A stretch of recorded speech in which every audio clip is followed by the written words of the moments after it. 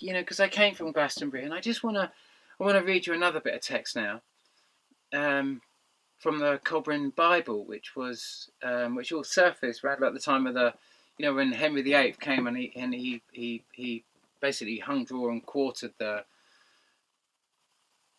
Glastonbury bishop, the Catholic bishop, and there was massive suppression in Britain then, massive suppression, and by the Catholics, and quite why maybe he was the one who released the books into if you like the public domain, that they should go off into hiding in sort of like and be folk tales and that sort of stuff. But I just want to read you this excerpt. It's not long, but it's quite amazing. This is part of our ancient history, and I'll read you this excerpt. It's amazing.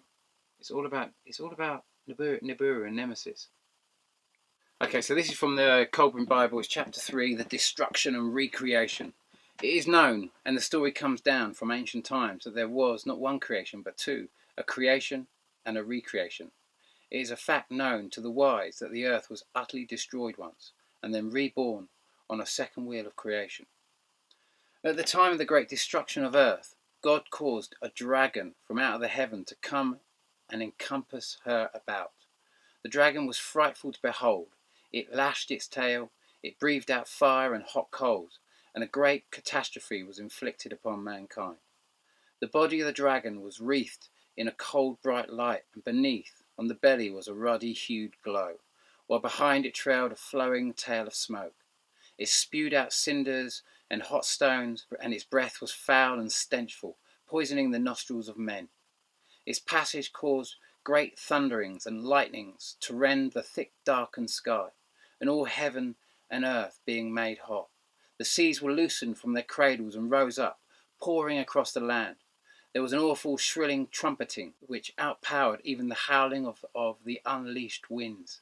Men were stricken with terror, and went mad at the awful sight of the heavens. They were loosened from their senses, and dashed about, crazed, not knowing what they did. The breath was sucked from their bodies, and they were burnt with a strange ash. And then it passed, leaving earth unwrapped with a dark, glowing mantle which was rudely lit up inside. The bowels of the earth were torn open in great writhing upheavals, and a howling whirlwind rent the mountains apart.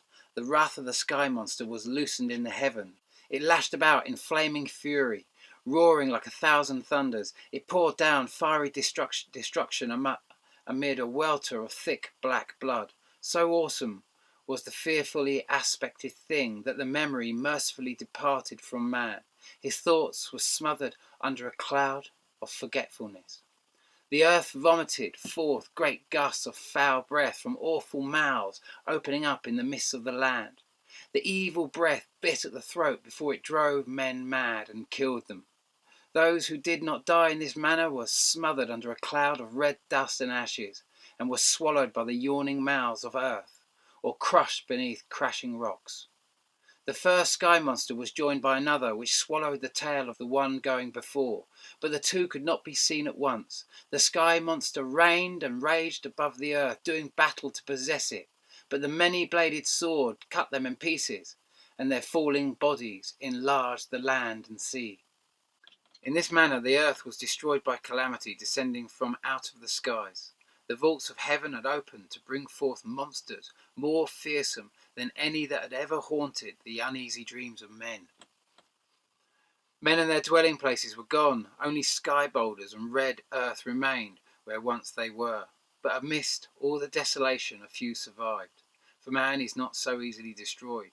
They crept out from the caves and came down from the mountainsides, their eyes wild and their limbs trembled, their bodies shook and their tongues lacked control. Their faces were twisted and their skin hung loose on their bones. They were as maddened wild beasts, driven into an enclosure before flames. They knew no law, being deprived of all the wisdom they once were and they once had, and those who had guided them were gone. The earth, only true altar of God, had offered up a sacrifice of life and sorrow to atone for the sins of mankind. Man had not sinned indeed, but in the things he had failed to do. Man suffers not only for what he does, but for what he fails to do. He is not chastised for making mistakes, but for failing to recognize and rectify them.